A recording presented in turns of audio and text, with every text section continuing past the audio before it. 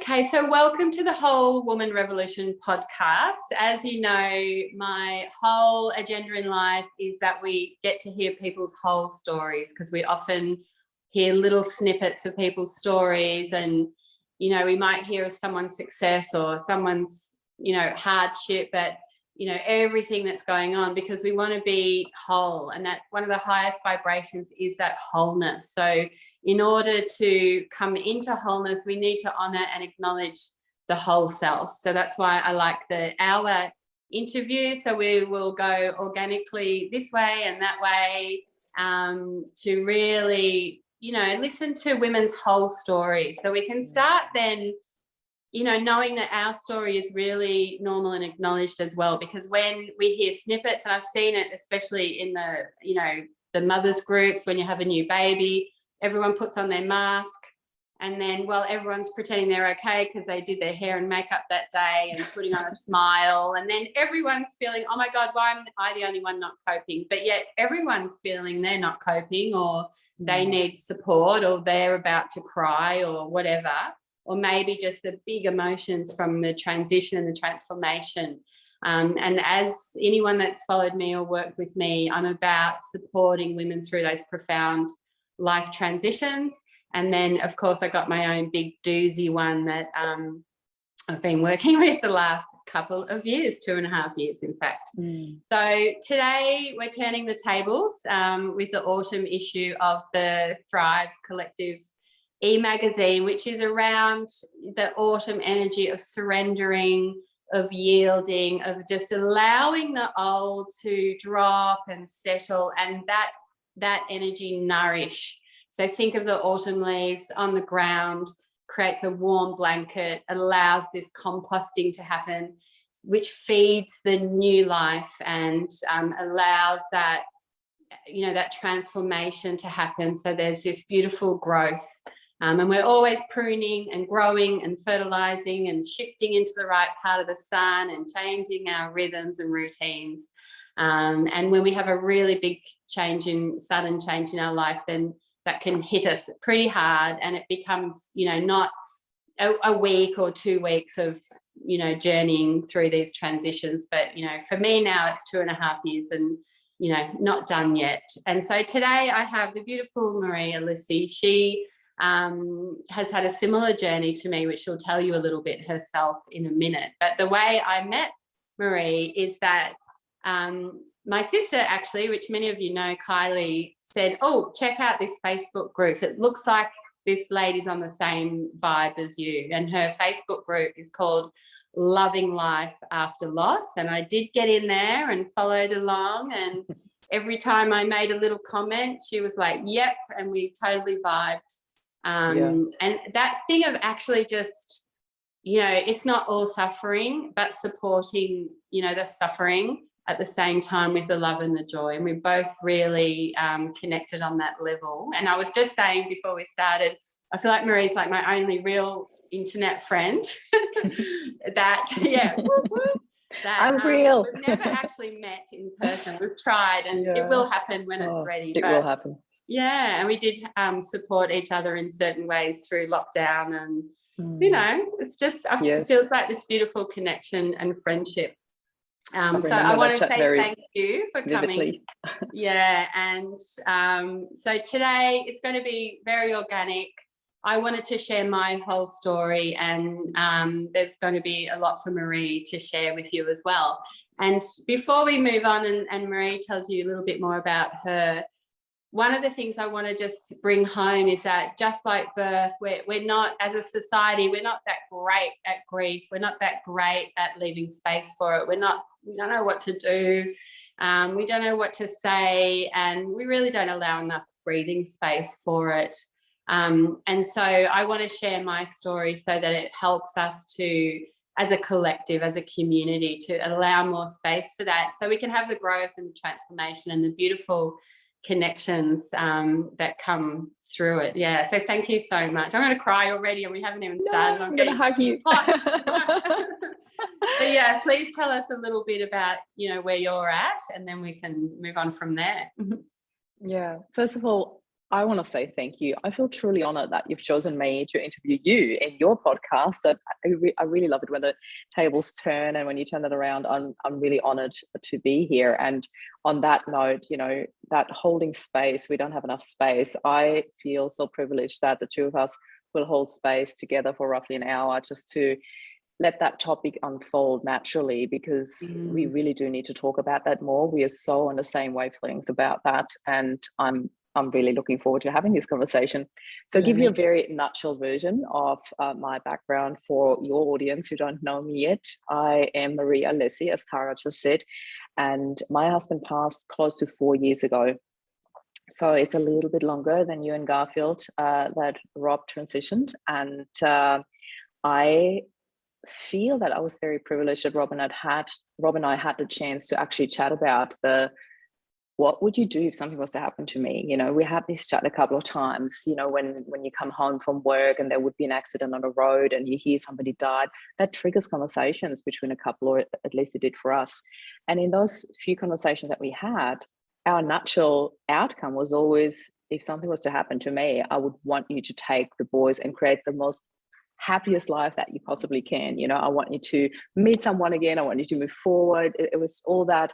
Because for us, that's how simple love is. Love just wants you to be happy. That was our nutshell out of all the conversations. Little did we know that this theory would really happen for us. We had no idea. Rob passed very suddenly. He had a brain aneurysm and he collapsed in a shower on a business trip away, like 5 hours flights away. We were really connected, Rob and I. Our whole life was about love and connection. So I actually felt that something had happened. And when I rang the hotel room in Perth, I said, I can't get hold of my husband. I have the feeling that something happened. Can you please send somebody up to his room and check? And as I was saying that, I had this split second of a vision of him collapsing in a shower. So I said to them, and can you please check in a shower? And that's where they found him. So that is my very nutshell version of my background. And I quite instantly knew actually that my choice had to be life, not sadness, not darkness. It had to be happiness and love, and not so much on a conscious level at first, but very, very soon that really came up to consciousness. And I made very conscious choices every single day. And Tara, you know me well enough. I always say healing is a choice and happiness is also a choice. And I made those choices. I wanted to become that shining example for my boys. I become that mama bear in shining armor, I always say. That was me. So yeah, that's what I did. I went on to actually write a book about my story, how I met Rob, how we fell in love, got married, had a beautiful family, and then how he passed and how we dealt with it. I had no idea that book would hit the top 100 of Australia, become an Amazon #1 bestseller. I was so blown away. And that's actually what gave me that's so much more than just a book. You've got something that the world needs. So I created the first book into a movement. I started Loving Life After Loss, which was first a book and then became the movement, created healing journeys, healing programs, healing retreats.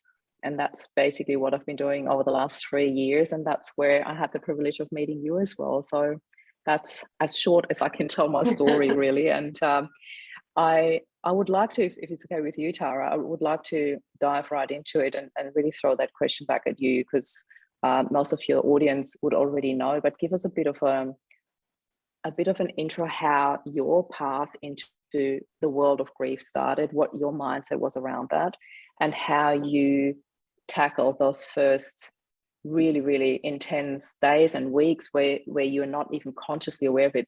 I fell into functioning mode. Things just, I just had to do things and I just did it. How was that for you? Did you have a similar experience, or share a little bit about that? Yeah, no, it wasn't in functioning mode at all. So okay. Yeah, so my husband had a heart attack in the pool and basically drowned, and one of my sons found him. And 4 of my kids were home at the time and 2 weren't. And so it was a little bit of mayhem at the time, or a lot of mayhem, just the shock of how our Sunday afternoon flipped. And, and I really was aware that all I was aware of actually was like my esoteric mother tentacles out to all the children. So there was quite a process of getting 2 of the kids back to the house, because one was away, one was at work. So there was a lot of management around that. But I had we had the police and the ambulance by then, and then they sent ministers, which there was an amusing moment where the minister from the police and the ambulance turned up, and they were like, oh, didn't know you were going to be here. Oh, didn't know you were going to be here. And there was a bit of a, I could just feel this, you know, which each one's style was like, who's going to sit with this space?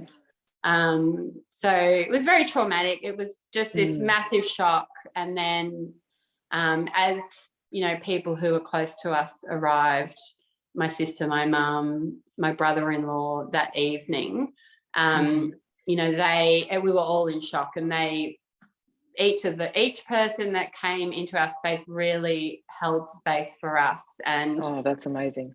That is really amazing. You know, that was amazing. And that was, my sister's a doula as well. So we're both in that work of holding space for women birthing. And now we were holding space in different ways. I don't think I was holding much space except like being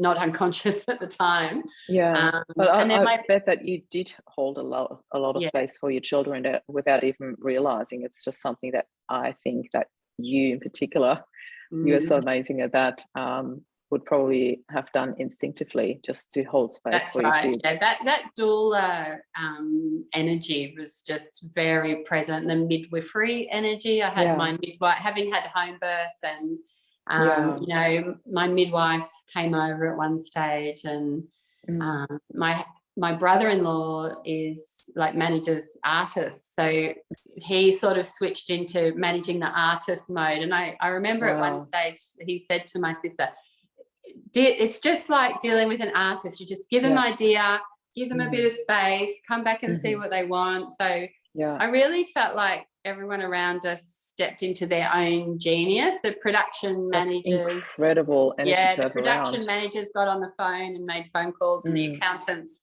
pulled out paperwork, and the doulas sat and held space, and the mothers cooked, and you know. So there was... That sounds a bit of a Truman moment to me. Oh, they need this and that. They need this and that.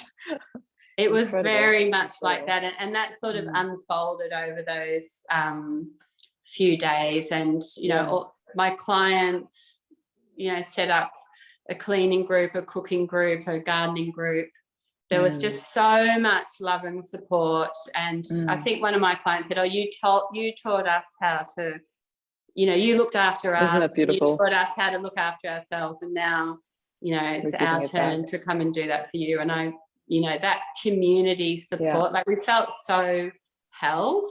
And I remember in those early days and weeks just feeling like all of that love and support and prayers, whether people were with us or not with us, just felt like this cushion for us to lay our hearts on, you know. So that's how I would have described it. Just sitting in that shock and in the energy of it, and having so many people around us who knew that that's what to do, you know, to not rush it, to not get into, you know, too much doing, and just let everything, you know, breathe and find its own time and its own expression, I guess.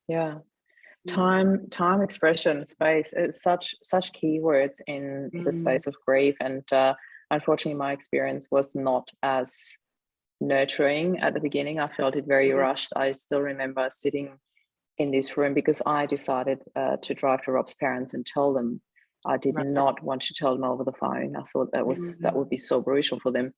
And of course they knew something must have happened if I woke up at 7 p.m. at night with the voice without any pre-warning. They just looked, Marie, what happened? And I wanted to wait till I had both of them there with me. And my father-in-law was in the shower. I still remember these moments so vividly. And then we all huddled together in the room, and I told them, and there was a lot of breakdowns, screaming, crying. It was really, and then all of a sudden all the siblings appeared and neighbors, and I remember sitting under the air conditioner with 4 layers on. It was in the middle of winter. I was freezing. I had 4 layers on and I was freezing under the air condition, and I felt so incredibly alone in this room full of people. I still remember that. I did not feel any holding space, and I don't mean that with any disrespect. It's just, you know, people have got very different backgrounds. So I'd like to talk a little bit more about that, because you mentioned your doula background, your doula energy really came out. Tell us a little bit about that, how that helped you, because you had that as a background already, and that is just incredible. I can still see how that would have infused the entire mind. Can you share a bit about that? Ultimately, I felt like this force field around that kept back the rushing, the need to fix and do, and you know, kept back the uncomfortability of letting the shock just process. You know, and just allowing that to shift. And I also want to acknowledge, and you probably might as well, that this is my experience, and I know my kids didn't all have exactly the same experience. You know, absolutely. All sitting in their own experience, and then the immediate family and close, that inner circle, and each layer. So it did really send a ripple of shock, as anyone probably does, out into the community as well. Even, you know, anyone over 55 going and checking their insurance, and, you know, like just that sort of ripple effect. So I did feel, for me, like there was this sort of force field keeping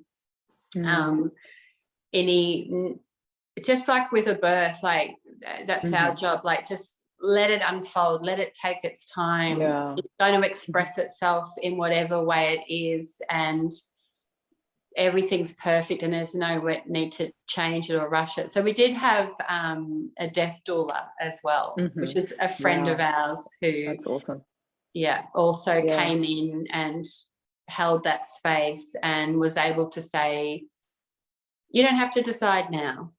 You know, and I think you know, being allowed to do, not allowed, but people holding that space for me to make decisions in the time that felt right for me was really important. Yeah, I agree wholeheartedly, because like anything that's rushed, there's, you know, for me, it was always like I had such an amazing lawyer that took over everything for me, and she handled everything with my accountant. So whatever the two of them couldn't deal with between the two of them, then they would send me an email, but they took over everything for me, and that was so incredible. And I still remember Linda, I love it, Linda the lawyer, when she sent me an email. The lawyer. Hi, Lydia. Oh, perfect. There you go. Do all the lawyers have the ill names? I love it. But I remember her sending me an email saying, look, this was due by, but you know what? Don't feel rushed. I'm just telling you so you know we really need to do this, but please don't feel rushed, because at the end of the day, as harsh as it sounds, he's already dead. There's nothing that we can change about that. Take your time to make the decision, because this decision is important. You know, it's important for your future, basically, and having all of that dealt with. And people just, I really felt very much looked after. Like I honestly felt that the universe had my back throughout the entire journey, and not just the universe. I knew that Rob was with me along the way, every single step of the way. He was so holding space for me, preparing the path for me. And you told me that you had and still have very similar experiences. Tell us a little bit about Garfield looking after you and his family from the other side. We still have a lot of like really, I mean, you know, the lights flickering when the kids are doing something that Garfield wouldn't let them do that I let them do, you know. It's like I'm still, you know, your parent sort of thing. So we've had a lot of those sort of things, a lot of signs, and a lot of experiences of really feeling. I know. And then one of my daughters said, you know, we can just turn you off now at the switch. We've had a lot of that, and I really felt like when any of us are connected into that, we feel a lot more at peace within ourselves. And when you disconnect from that and you're missing the physicality then of their everyday presence, and there feels more suffering then. And we had my husband liked to think he was pretty funny, so I love how you say that. So we did have his body at the house for 3 days, and that was just beautiful. And it was interesting because a few people had said, I mean, I remember just shitting myself about going into the lounge room once he had been brought in there.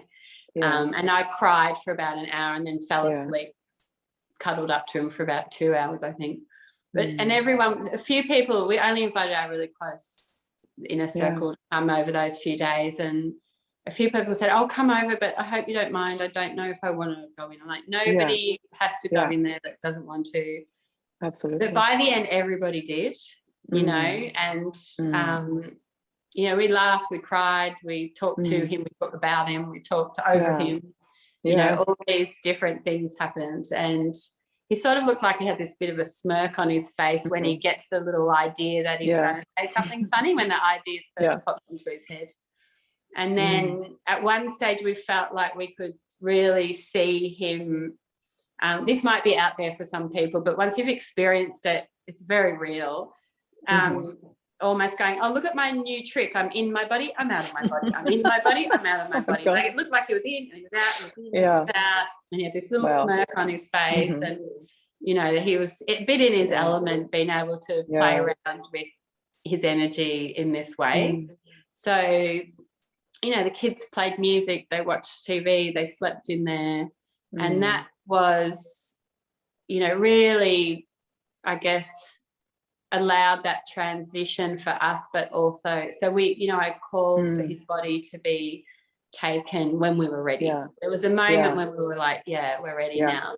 And I think like Western culture doesn't do a lot of these things. I just want to say that it's so incredible. I really want to salute you for having had the that capacity to make the decision, really, because unfortunately I didn't even have that choice because Rob passed in Perth, so he did have to go to a mortuary. By the time we flew over there, 2 days had passed due to it was 4 p.m. when we heard about it. The next morning or lunchtime we flew out, and then it was another day due to the time difference before we could actually see his body. So, but on the other hand, it gave me the time to prepare the boys, to tell them that his body will be cold, all these little things. I don't even know how I even thought about that.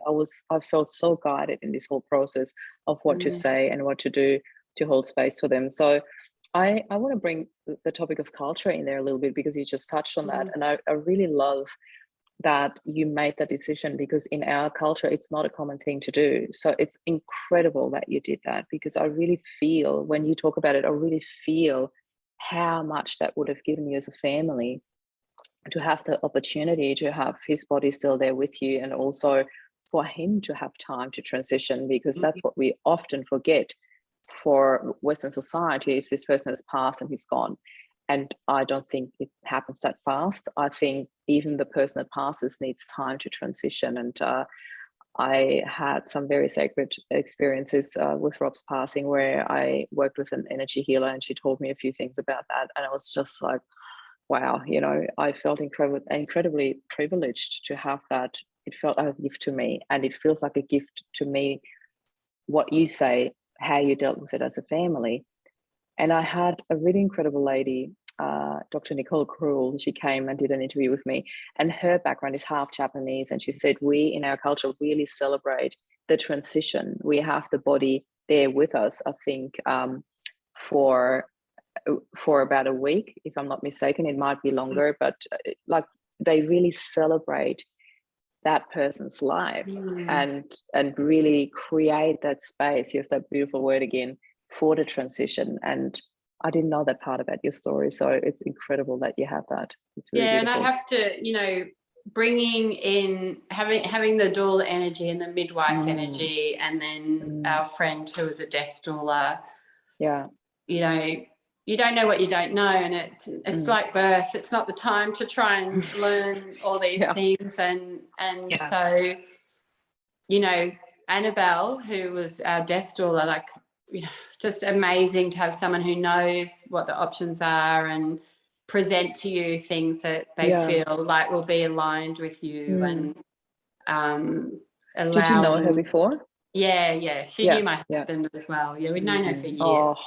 Oh, that's beautiful. What a gift. Yeah. And then I also had one of my midwives come and sit with me when that day that his body was coming, so that no one else had to look after me, you know. So she came and hung out for the day, a few hours it was, until everyone was settled. And, you know, I guess it's like, you know, our lack of real community and connection and, you know, like when you have a home birth, your midwife's part of your life and your community ongoing, and we're missing a lot of these things. So we're missing a lot of the elements that need to come together. And so I guess like one of the reasons why you and I are sharing this is so that, you know, I guess especially Western culture, we need to start exploring these things and listening to different people's stories. And so we're not trying to work it out or what, you know, by ourselves. You know, you're not supposed to do these things alone, you know. There's a lot of time where it's very, you know, lonely inward journey, and there's certain things that you can only do, and it comes back to that thing of holding space, doesn't it? Yeah. I don't think I ever asked you this. I'm not really sure if we did chat about that in one of our many chats that we had. Do you know anything about family constellation? I have looked at it before, but I haven't been, not recently. That I found so interesting, because it is exactly what you just said, you know, that sense of community, that we all are a part of a community and or a family system, really, like that's what it looks at. And also then looking at how does it affect the system when one person, and such a key part of the family as a, you know, paternal part here, is taken out, and how the dynamic changes. This is really, really incredible work that we do there. And the sense of community is so underestimated in our society. I think it plays such a huge part in the way we do anything, you know, in the way we celebrate life, in the way we celebrate transitions, in the way we allow ourselves to grieve. Really, it comes back to the space. It comes back to people holding space for you. And I was very, very lucky that I had very strong community around me when Rob passed, and people coming with food and all of that. So it feels like that we were both really, really blessed in the community that we rallied around us. And I think it's also what you put out there is what you attract, really. And you are a very community driven personality, and I really value and honor that in you. So I just wanted to highlight that. It's really beautiful that you have that. And I can't wait till we actually meet in person. It is so bizarre that we have this connection and we still haven't met in person. Solid. Yeah, absolutely. I'd love to. No, I was going to say we've both got, you know, a lot on our plate, so it's not surprising. Yeah, and a couple of kids between the two of us. You definitely have the majority. You win. Yeah, that's right. I usually do. I usually win that. Although I met a lady at football the other day. Yeah, she had 9 kids. I was like, someone who's got more kids than me. Wow, that's incredible. So speaking about kids, how are your kids dealing with it these days? How are they? How was their journey of transition, if you want to share? Yeah, look, they're all doing a lot better now. So, and they've all taken their own unique path and needed different things and needed different amounts of time. And some needed more people around and some needed less people around. And my little one, well, she's 10 now, but she was 7 when Garth died. And she, not so much lately, but that first year she used to say, shh, shh, Dad's got a message. And she'd tell me something that was so, you know, so perfect to what I was worrying about or thinking about that she didn't know about. Amazing. And I said to her, how do you get messages from Dad? Because I wanted to see what she said. You have to be very quiet and very still. I was like, okay. Yeah. So they've all, they've all developed in different ways. I definitely feel like when they are connected to feeling his presence and more open to that they feel a lot better. And that when, you know, and me too, like when you, like I was saying before, when you're missing hug or the advice or that physical presence, a real presence in that way, you know, but then that's also like for me a real transition of your identity and your your labels and that whole third chakra roles and all of that shifting and shaping. And that was really big for me. I remember that being one of the biggest things for me, like who am I now? I remember someone asking me to a widow's afternoon tea. I was like, excuse me? No. Yes.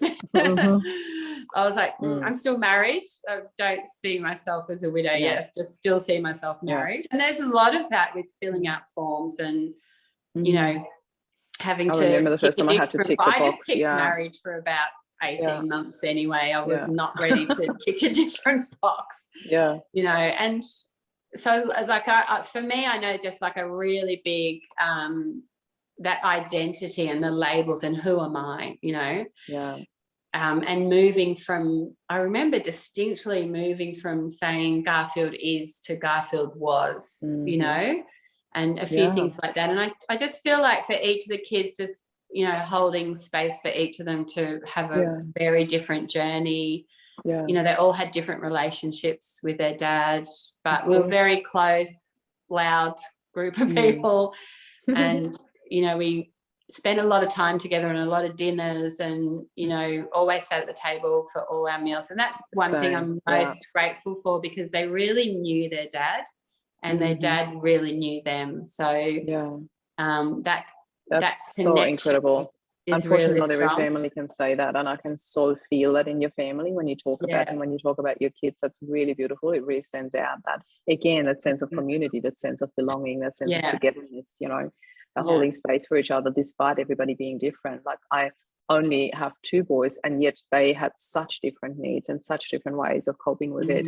Like I remember when Rob first passed, one of them would always want to talk about it, and the other one is like, I don't want to talk about it. I don't want to talk about it. And then at some stage it's flipped, so the other one all of a sudden didn't want to talk about it. And then it's like, I wish they would just both want to talk about it, or both not want to talk about it, because I feel like I'm constantly treading on eggshells, should I mention it, should I not, because he doesn't want to talk about it, and the other one so needs to talk about it. It's really incredible. One of my so one of the experience we did have with school, like one of the schools, we started a new school, long story, that's with the 3 younger ones, and that did not go well, because it was they just really wanted to stiff up a lip, get back to routine, that's the best thing. And saying your the kids have or the teachers the teachers, and the teachers wanted that and so it was like the kids they've got anxiety, and I'm saying no, they're grieving, they don't have anxiety. And they ended up having a grief psychologist from a friend's place go in and do some workshops, because as a school they sort of realized they weren't really equipped to deal with the different ways that grief shows up. And then when they moved schools, there was just a lot more emotional intelligence around different ways that people experience different things. And I remember, so it went from one school where they sort of tried not to say anything to another school where just any teacher that met the kids were like, oh, I'm really sorry for your loss and your dad. And then my younger one, after about a year, she goes, can you please tell the teachers I don't need anybody else to say sorry for your loss? I said, okay.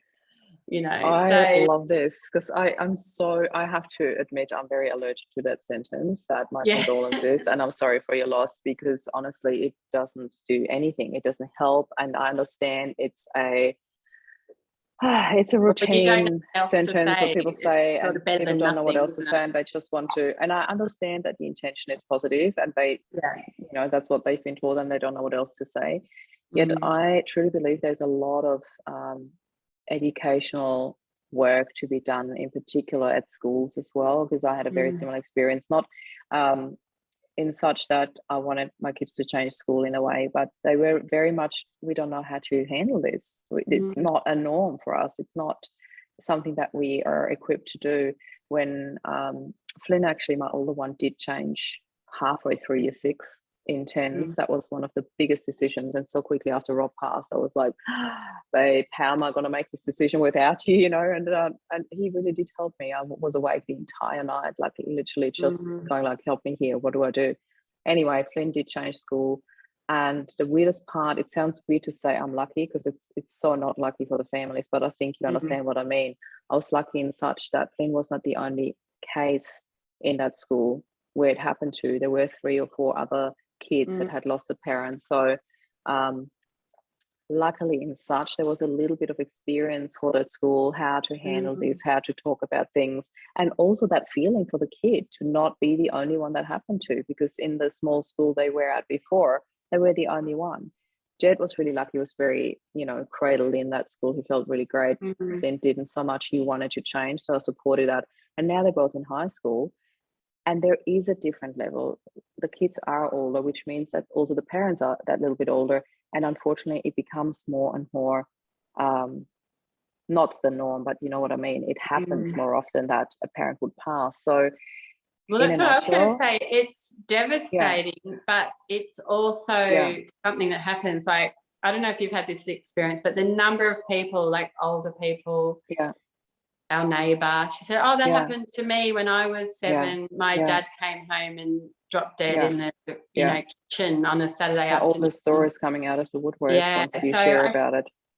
Again, it's something because we don't talk about it, and it's sort of, go to the funeral and then get on with your life is a bit the attitude in absolutely. Western. And it's like, the first 6 months are the most intense, and then you're supposed to expected to grieve for like a year, and then it's like, and now you move on. There is no time frame to grieve. Some do it faster, some do it slower. There is no time frame. And yes, there are milestones. It comes in we waves. Talk about that. Yes, it comes in waves. So again, I remember saying to someone it felt like labor, but different, like where it just comes in waves. And when it's not there, it's not there, and you might be laughing. And I remember going, I can't be happy. It was a weird feeling, letting yourself laugh and be happy. But those big waves, and if you just, I felt like if I just rode them and just let them be, rather than try to shut them down, then you are processing, who am I now? How has my life changed? That's a big question. Who am I after loss? Absolutely. That I did a whole healing journey around just that. That was the title of it. Who am I after loss? It's incredible. There's this whole process of re-identification, of working through labels. The whole widow label. I never liked shocker, it. Isn't it? I still don't feel like a widow. Anyway, I wanted to ask you something, Tara. What you just said. The processing of it and the moment, because I had a very similar moment, and I'd like to hear from you how you went with that one moment when you realized and caught yourself in the act where you go like, oh, I was happy. What was your process going through that, recognizing that? What did you do with that when you noticed? There's almost a feeling of guilt, and I remember saying and worrying about other people's expectations as well, like what other people think about, is it time? Like, are other people okay with me being happy? Or are other people okay with me smiling or laughing? And sometimes people weren't, sometimes people are like, oh, hang on a minute, what have you got to be happy about? And other times,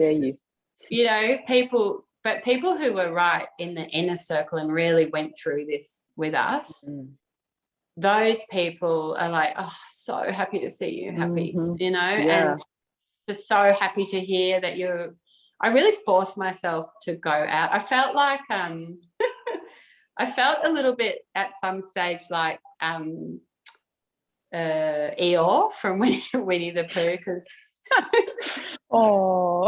the kid's godfather and his partner, and they just took me everywhere, like inviting me to everything, even though I was just sitting there miserable and could barely talk to anyone, and invited me to lunches and this and that, and I'd take some of the kids or whatever. And at one stage I just thought, oh, thank God these people keep inviting me, even though I'm like got nothing to say and just Yeah. probably looking miserable. We actually went for my husband's birthday, which was September, so he was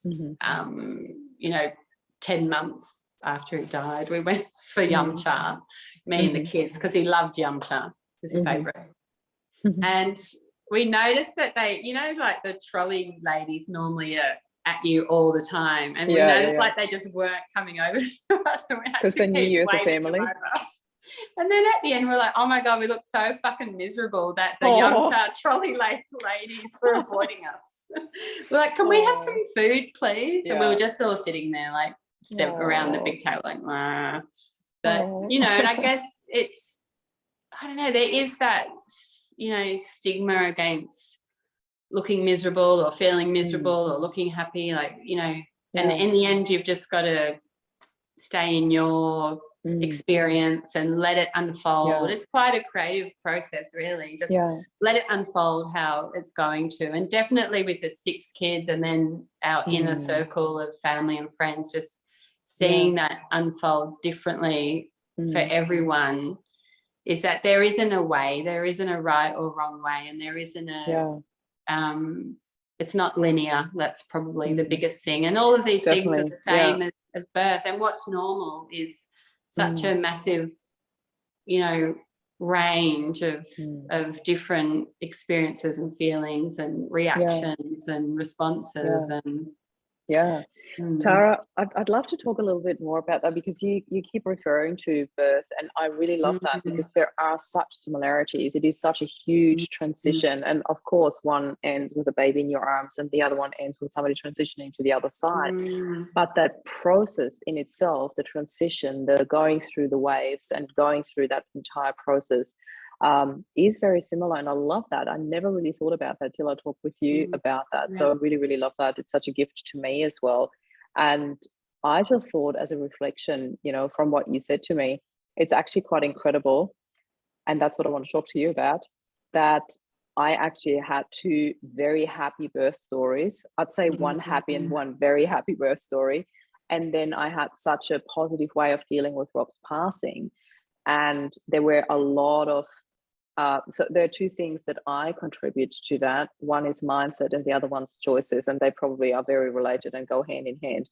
Do you want to share a little bit about that? Because I know that you certainly have an amazing mindset and did some incredible choices along the way. When you think about birth, like trusting in nature, trusting in your body and the baby and the process, and allowing it to unfold, and everyone just holding that space with love and trusting the mother and being guided by the mother. And then being guided by the baby.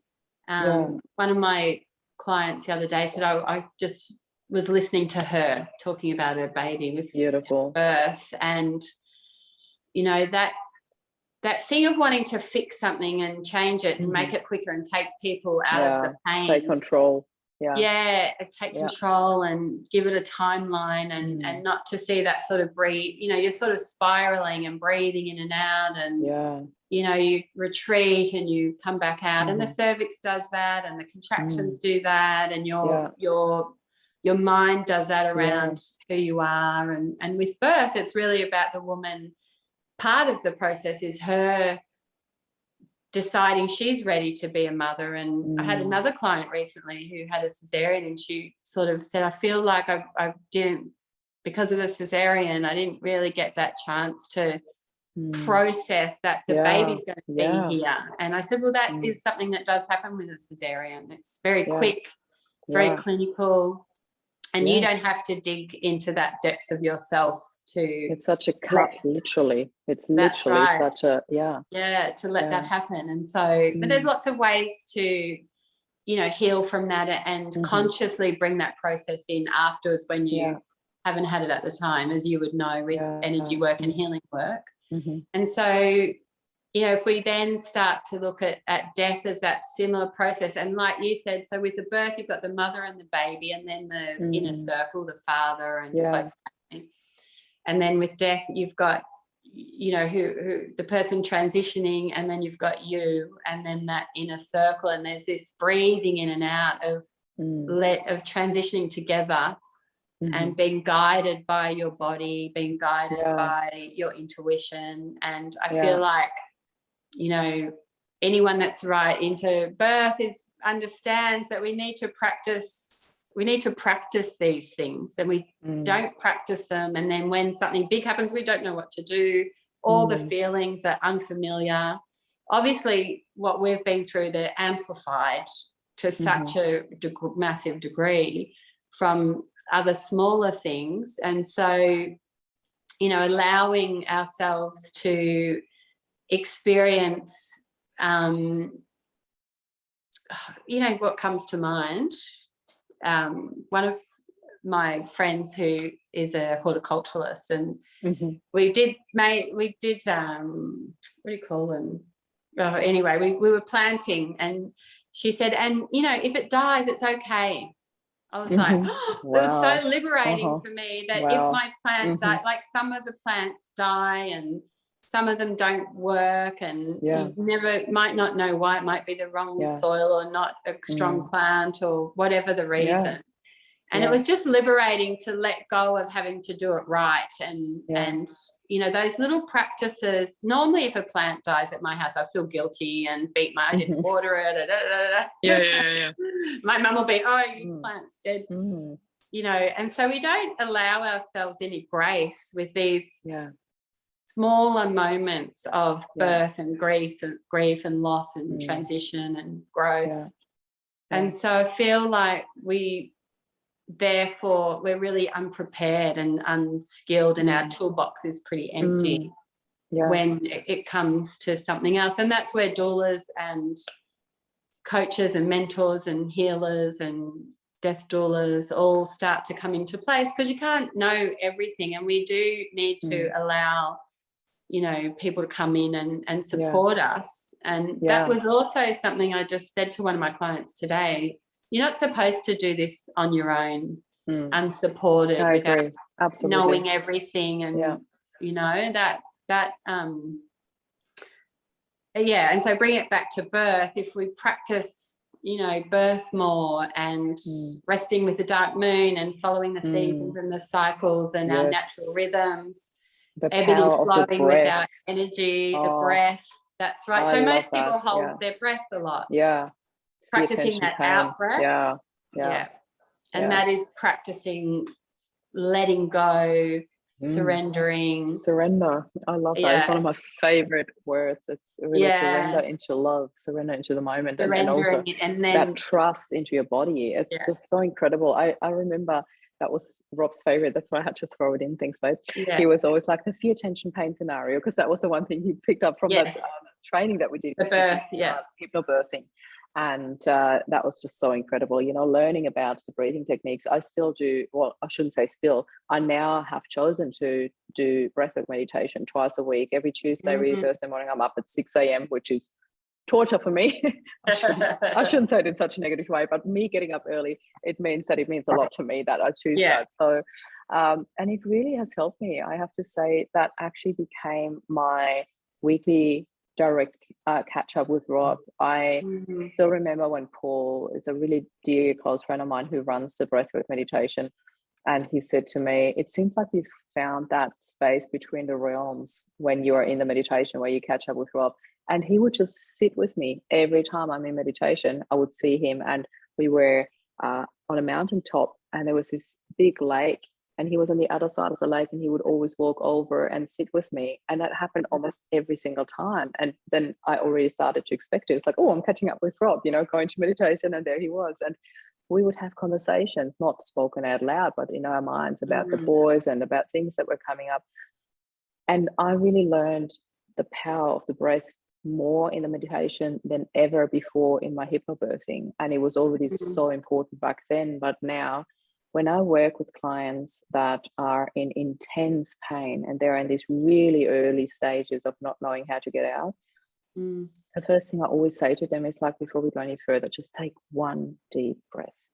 And it's incredible how much one breath can change and bring you into the present moment, into your body, into your, and I just really, really love the work that we both do. I just find it very, very incredible how you work, how beautifully aligned that is. So how is your focus in terms of what you work, what you offer to the world these days? What's your favorite part of what you do? Because I know you have a few different goodies on offer. What is your favorite? What is the one that you really, really love working with? Yeah, it's been interesting because obviously when Garth died, then my whole life, you know, I needed to be home, I needed to be available. So I had the yoga studio before that got dropped like a hot potato.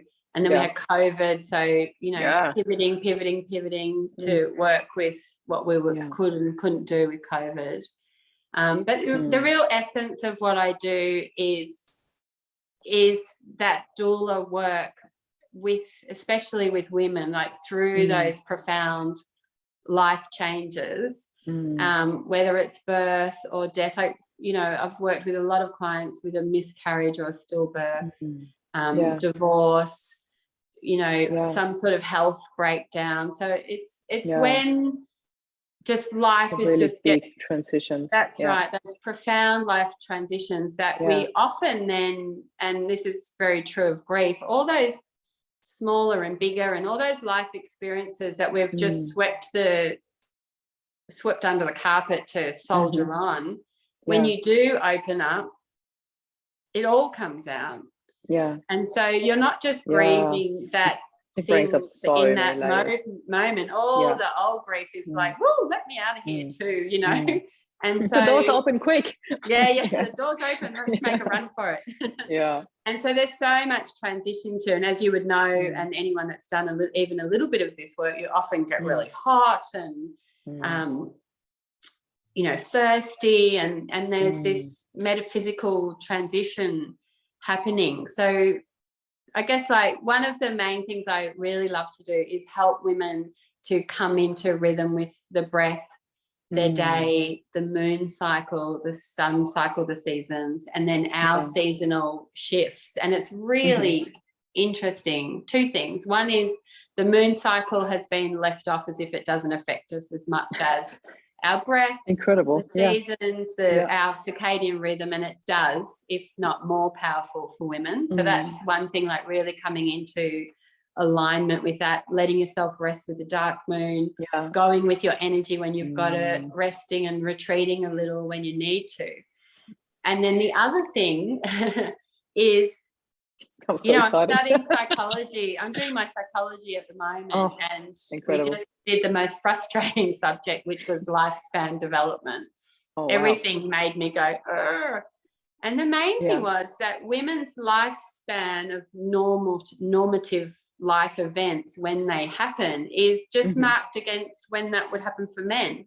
So, you know, me doing a degree now is considered non-normative. It's like, well, actually, the most common age for men to die is 57, which is when my husband died. And it makes a lot of sense, and it's probably very normative for women when your husband passes away at that age and you've still got children to then provide for. You've got to provide, to go and do more study, change career, step up your career, whatever. So to me, that's actually really normative. It's not non-normative. So we've been fed this idea of how our life is going to go, as this is particularly applies to women.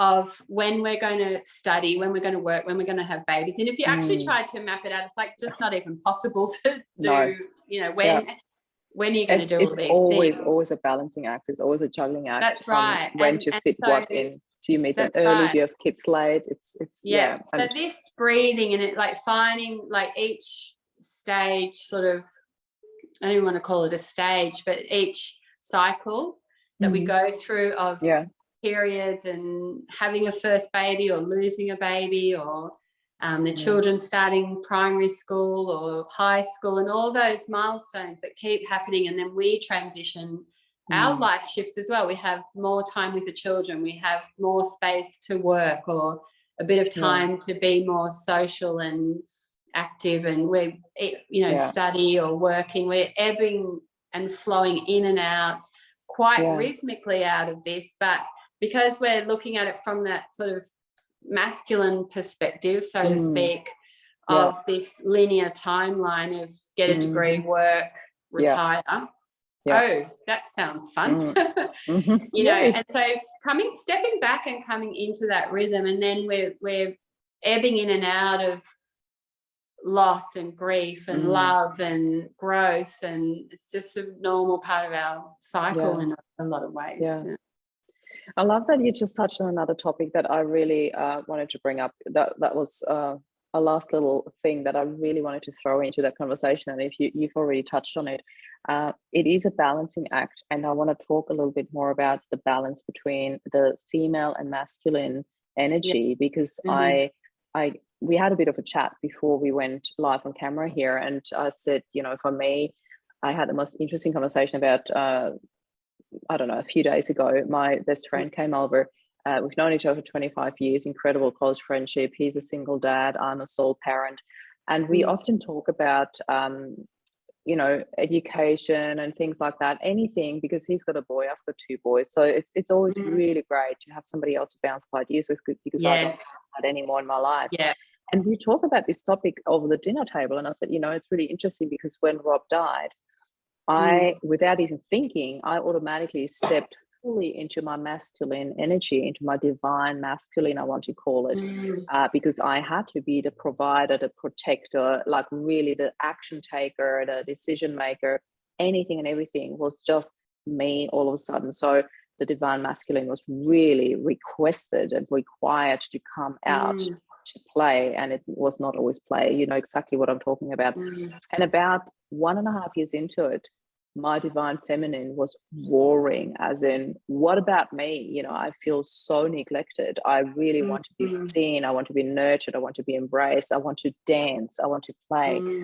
And I'm not even just talking about sexual energy here at all. It was really that wanting to be seen. That's a whole nother podcast. Absolutely, a whole other podcast, exactly. Stay tuned. But really just embracing that and really allowing her to come back to play and to find the balance between the two. That was the biggest thing for me.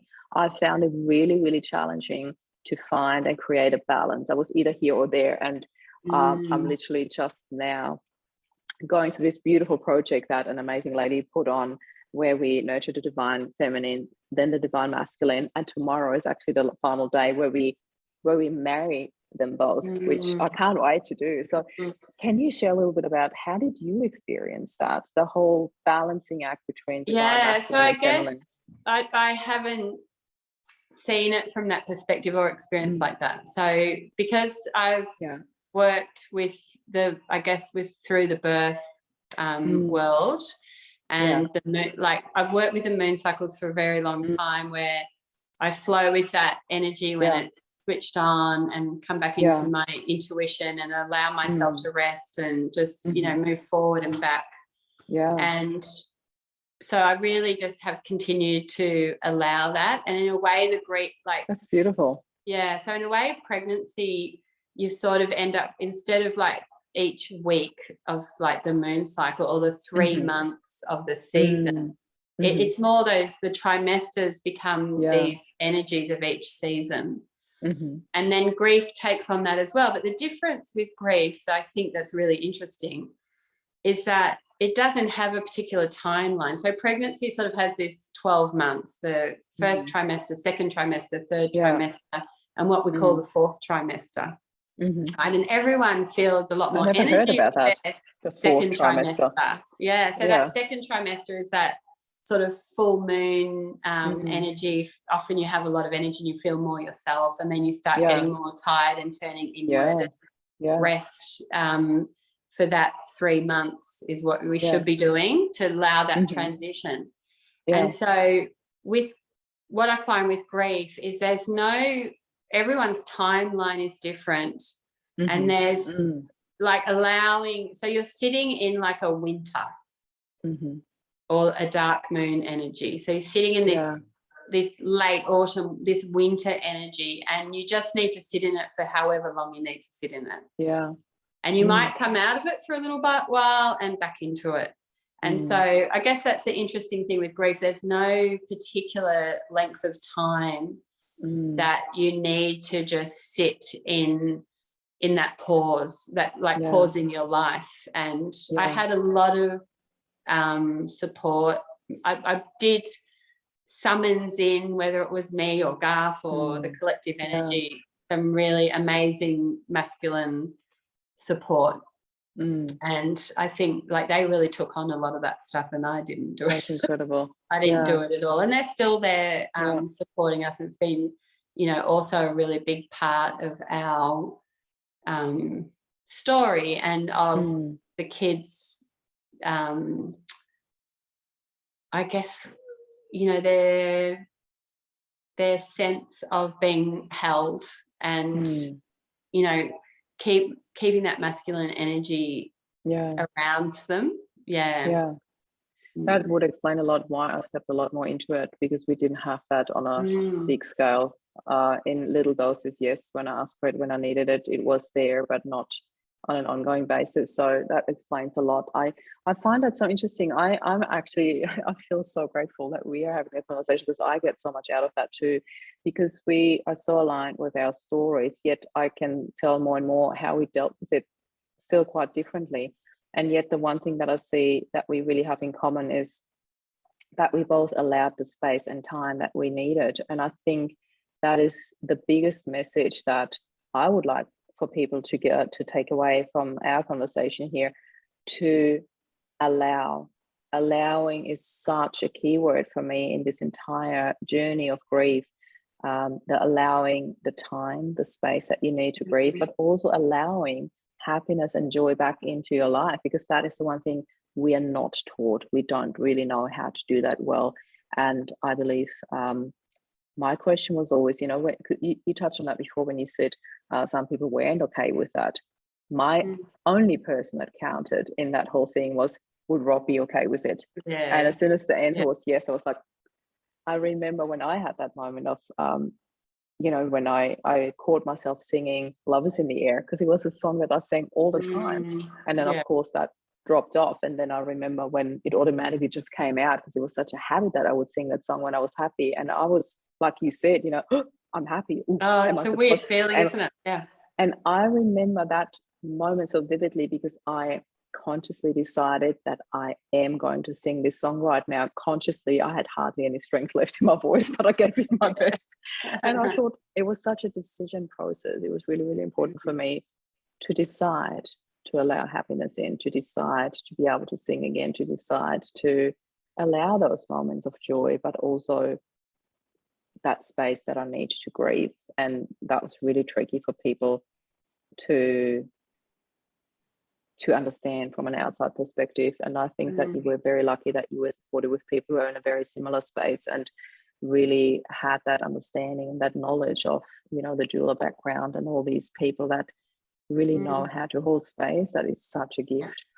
I often talk about hidden gifts in adversity. I want to ask you, how do you find that topic, that hidden gifts in adversity? When do you remember starting to find them? Because I know that you have a lot of gifts throughout your adversity. When did you start noticing them, and when did you start allowing them into your life and really consciously going like, you know what, he paid a freaking hard price for it, I may as well take them and live with them? Can you share a bit about that? Yeah. Not sure, let me have to reflect on that one. When I don't feel like there was a particular time. I don't remember a defining moment. Yeah. But I feel like as I, sort of, you sort of come completely inward into staying in the one room, staying in, with only certain people, and then start to go out and in and edge your way back out. Yeah. That, each time there's that little bit of expansion back out, that there's a sense of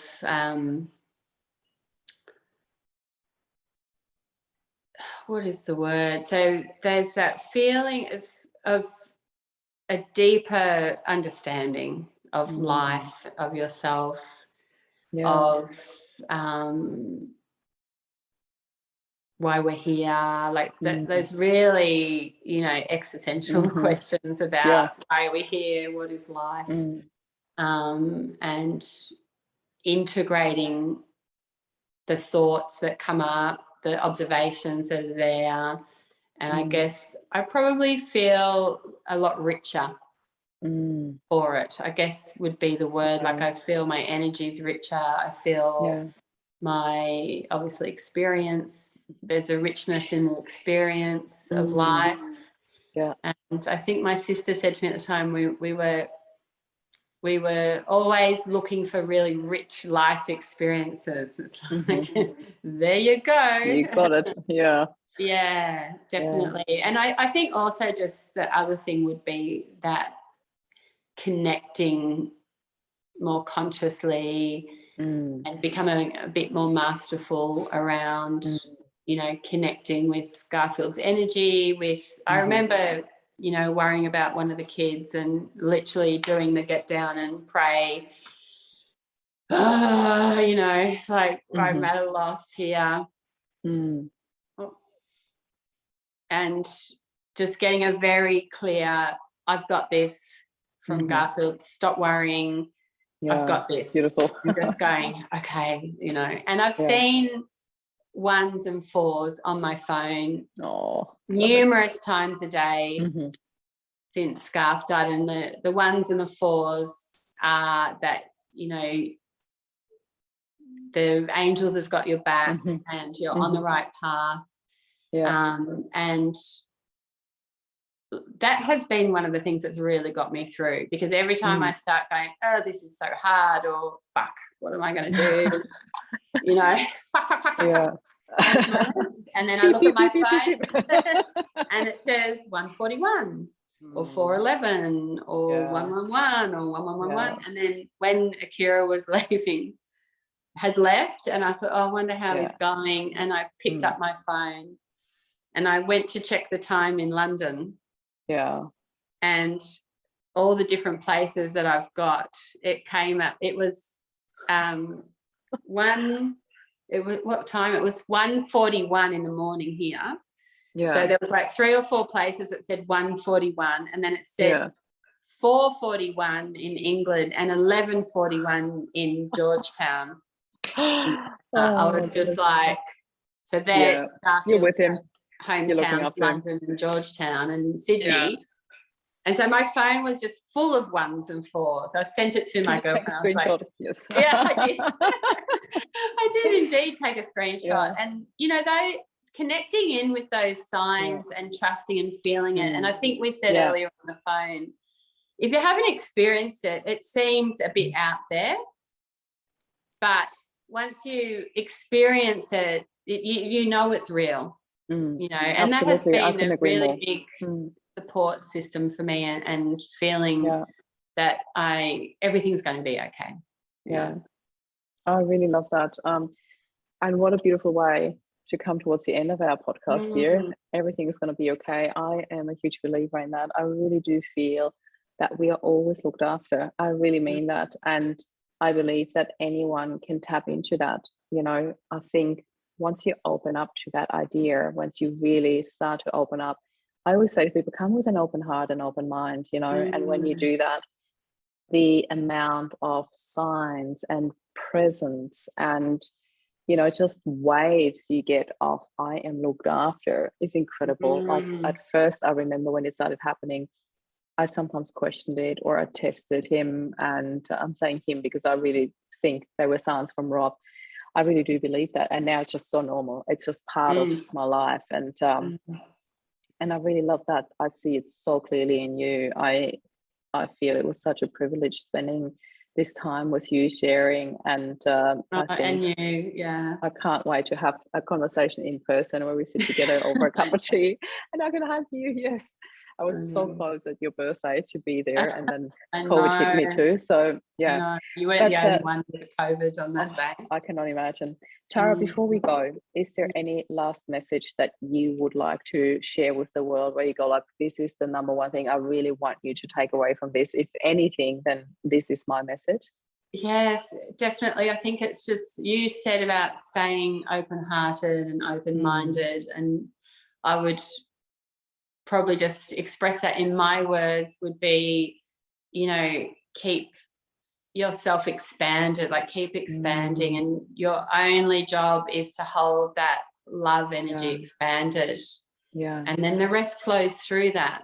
And that's sort of, it's like your only job is to do that, and then the rest you'll be guided, you'll feel supported, you'll cry, you'll have really fucking shit days, but they'll still feel supported, and they'll pass, and the right person calls you and the right person drops in, and and that there is that synchronicity and flow, and that feeling of being connected with the person that has transitioned is really strong in that moment as well. So it's less lonely, it's easier.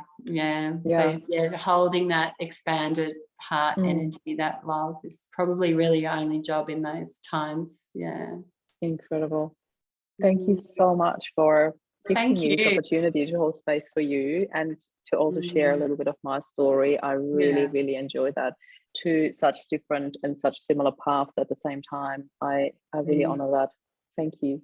No, it's been amazing, and I'm so grateful for you to spend this time, and for us to connect even more, and just share, sharing our stories is just, back to the beginning, help people to broaden their repertoire, like their vocabulary, I guess, around what's possible and what to look for, and what you can expect, and hopefully it becomes, it's never easy, but it becomes easier, and it is, there's a beauty in it that you can actually observe at the same time as the absolute shitness that's in it as well. I agree, and it all comes back to staying open and that expansion that we just talked about. It's really beautiful. Thank you so much, Tara. Thank you. We'll speak to you very soon. We have to catch up for that hug. Yes, please. Bye.